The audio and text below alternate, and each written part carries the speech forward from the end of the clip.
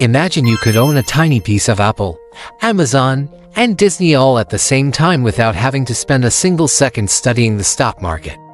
Most people think you need a fancy degree and a suit to grow your money. But there is a hidden mechanism used by almost every millionaire that is actually simpler than your average board game.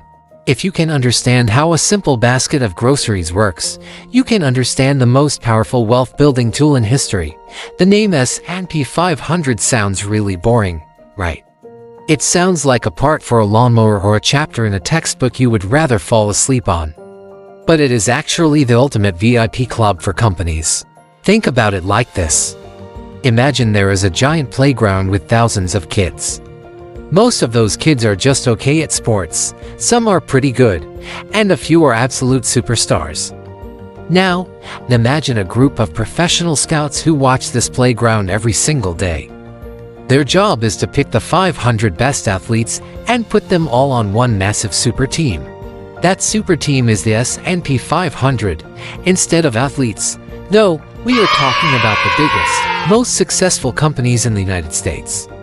We are talking about the places where you buy your shoes, the apps you use on your phone, and the places where your parents get their groceries.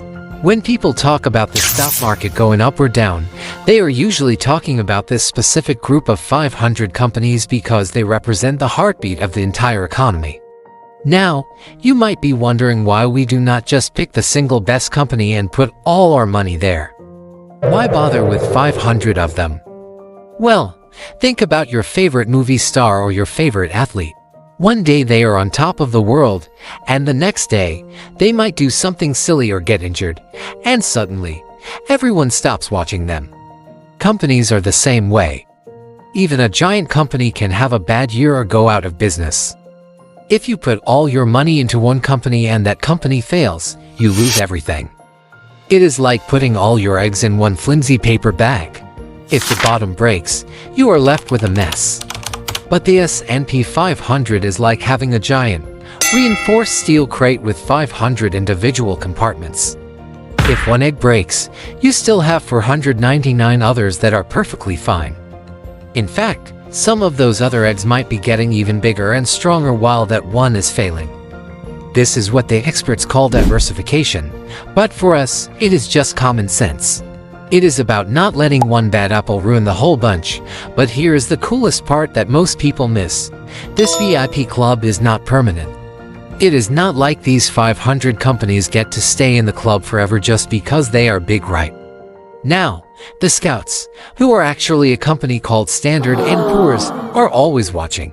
If a company starts getting lazy, losing money, or if people stop buying their stuff, the scouts kick them out of the club. They literally show them the door. And do you know what they do next? They find the next rising star, the next company that is growing fast and making everyone excited, and they invite them into the club to take that empty spot. This means the S&P 500 is constantly refreshing itself. It is like a sports team that only keeps the players who are actually winning games. This is why, over a long period of time, this group of companies almost always goes up in value. It is designed to win because it is designed to only include winners. If you had invested in this group 40 years ago, your money would have grown more than you can probably imagine, not because you were a genius at picking stocks, but because you trusted the system that automatically swaps out the losers for the winners.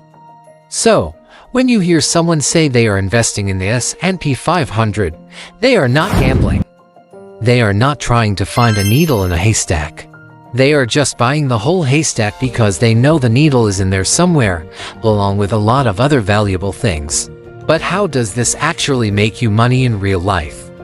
And how can a regular person actually get started with this without needing $1 million? You might think you need a huge pile of cash to start, but that is the biggest lie in finance. Imagine you have a small snowball at the top of a very long, snowy hill. If you give it a little push, it starts to roll. At first, it does not look like much. It is just a tiny ball of ice. But as it rolls, it picks up more snow. Because it is now bigger, it has more surface area to catch even more snow. By the time it reaches the bottom, it is a giant boulder that could knock down a house. This is exactly what happens with your money in the S&P 500. It works through something called compounding. It is a fancy word for your money making babies, and then those babies having babies of their own. Let us say one of the companies in the club, like a big soda company, makes a huge profit. Sometimes, they take a little bit of that cash and just give it to you as a thank you for owning a piece of them. That is called a dividend. Now, you could take that money and buy a candy bar, or you could use it to buy even more tiny pieces of the S&P 500.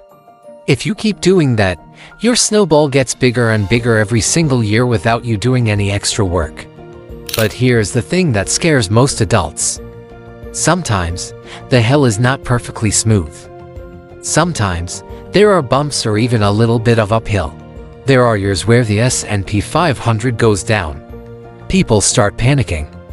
They see the value of their pieces dropping, and they want to sell everything and run away.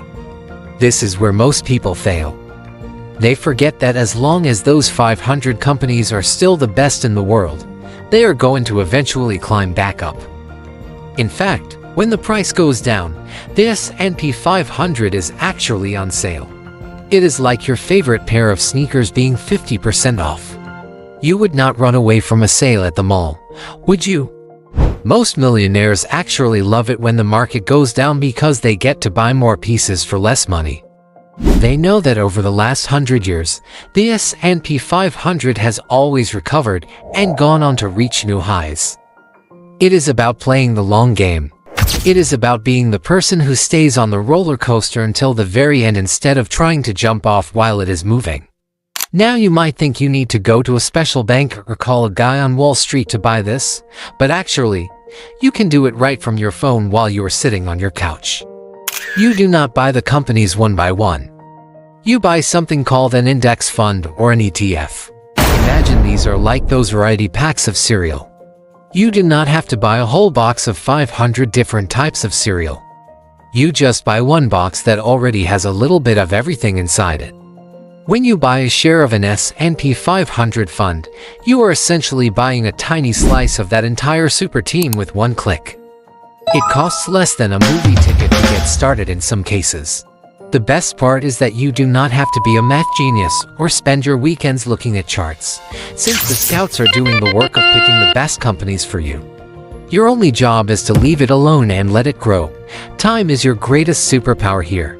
If you start putting away just a little bit of money now, even if it is just $50 a month, that money has decades to roll down that snowy hill and turn into a massive boulder.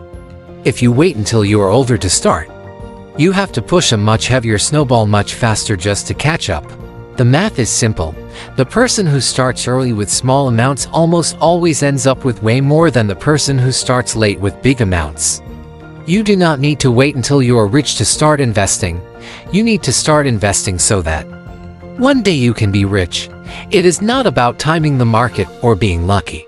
It is about being patient and letting the 500 best companies in the world do the hard work for you while you go out and enjoy your life.